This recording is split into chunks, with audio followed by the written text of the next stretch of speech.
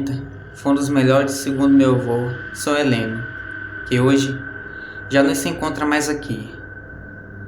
Ele sempre me chamava para ir para sua casa, para juntos tomarmos aquele café que só ele sabia fazer. E enquanto eu saboreava o café a pequenos goles, ouvi atentamente tudo o que ele me falava. De todas as histórias que ele me contou, uma jamais eu esqueci. Ele me contou que em uma época em que ele estava arrancando sua plantação de mandioca, ele convidou todos os seus compadres e comadres para juntos rasparem a raiz da mandioca. Pois bem, ele mandou preparar muita comida e comprou algumas garrafas de bebida para quem quisesse tomar alguns goles, pudesse. E foi isso que chamou a atenção de um bêbado que vivia perambulando por ali. Ele chegou, pegou uma garrafa e simplesmente a quebrou. Meu avô, ao ouvir aquele barulho, veio ver o que era e viu o bêbado. Então, ele lhe pediu que o bêbado se retirasse, mas o mesmo respondeu que não iria sair dali e que não tinha homem capaz de fazer ele sair daquela. Meu avô pegou aquele homem e deu alguns murros nele e o tirou de lá à força. Então, aquele bêbado falou que iria se vingar, mas o meu avô pensou que era apenas conversa de bêbado. Então ele esperou aquele homem se distanciar, aquele homem estranho ir embora, e retornou até o barracão onde era raspada e produzida a farinha de mandioca. Conversando com seus compadres, nem percebera que o tempo passara rápido e logo o fim da tarde se aproximava. Ao longe, os últimos pés de mandioca se via o sol sumindo e do outro lado a penumbra da noite se aproximava e com ela a lua, que estava quase cheia por completo. Meu avô falou que algumas das pessoas que ali se encontravam foram para casa descansar do dia de cansativo, mas outros preferiram fazer companhia a ele, pois aquele trabalho terminaria lá por volta da madrugada, cerca de entre 1 e 2 horas da manhã, já que começaram o trabalho perto do meio-dia.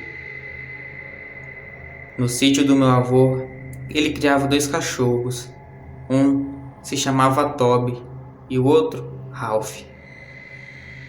A noite caiu. Na casa, as luzes da varanda iluminavam seus arredores, enquanto no barracão havia algumas lâmpadas que faziam a iluminação do lugar.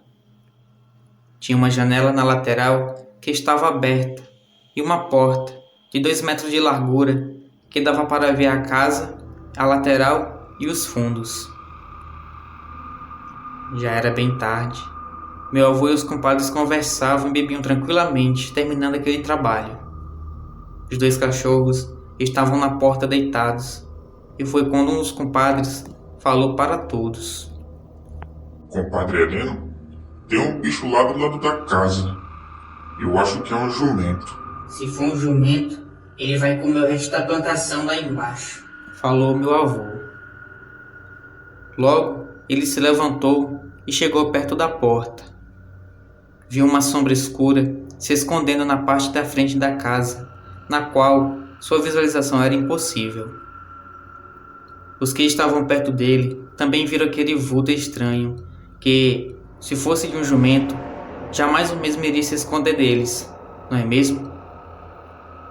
Naquele momento, os 2 cachorros começaram a latir desesperadamente em direção à casa. Eita, que diabos Toby e Ralph estão vendo?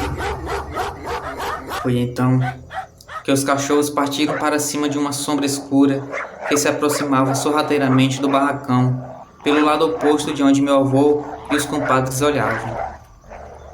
Um dos cachorros foi jogado para longe e ali perceberam que não se tratava de um jumento, e sim de um lobisomem que vinha em direção ao barracão. A criatura urrava enquanto travava uma batalha sangrenta com Toby e Ralph, que lutavam bravamente. Rapidamente, trancaram a porta e a janela e ficaram escondidos com as facas e goivas em pronto uso, caso a coisa que estava lá fora entrasse. Depois de um tempo, os cachorros se silenciaram. Ouviram uma respiração ofegante e passos pesados se aproximando vagarosamente do barracão. Pela luz da casa e da lua, viram um grande animal negro e quadrúpede se aproximar da porta e começar a forçar a entrada. Depois, foi até a janela, forçou-a, mas sem êxito de conseguir abrir a mesma. Com uma fúria, começou a uivar e a urrar de raiva lá fora, enquanto corria em círculos batendo e arranhando as paredes do barracão. Depois de um tempo, e percebendo que não conseguiria invadir o local, saiu correndo em direção às plantações no fundo do terreno e sumiu. Ao amanhecer, saíram para fora e viram as marcas da fera e os cachorros que estavam muito feridos.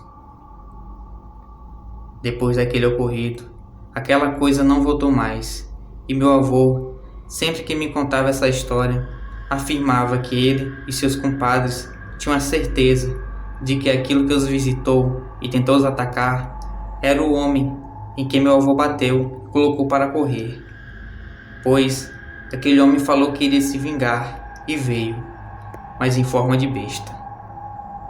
Boa noite e fiquem com Deus.